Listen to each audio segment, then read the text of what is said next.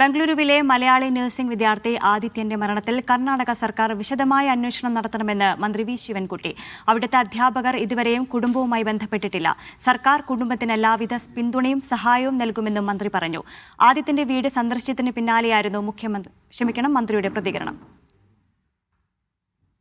ആദിത്യന്റെ കുടുംബത്തിന് നീതി ലഭിക്കുവാൻ കേരള സർക്കാർ ചെയ്യാൻ കഴിയുന്ന കാര്യങ്ങളൊക്കെ ചെയ്യും എന്നുള്ള കാര്യം സൂചിപ്പിക്കുന്നു. എന്ന് മാത്രമല്ല, കർണാടകത്തിലെ ഉന്നത രാഷ്ട്രീയ നേതൃത്വത്തിന് ബന്ധമുള്ള സാഹചര്യത്തിൽ ഈ കേസിൻ്റെ അന്വേഷണം കർണാടക സംസ്ഥാനത്ത് നിന്ന് മാറ്റി ഒരു ദേശീയ ഏജൻസിയെ കൊണ്ട് അന്വേഷണം നടത്തുന്നതിന് വേണ്ടി കഴിയണമെന്നുള്ളതാണ് ഞങ്ങളുടെ അഭിപ്രായം. എന്തായാലും കുടുംബത്തിന് എല്ലാവിധ പിന്തുണയും സഹായവും നൽകുന്നതാണ്.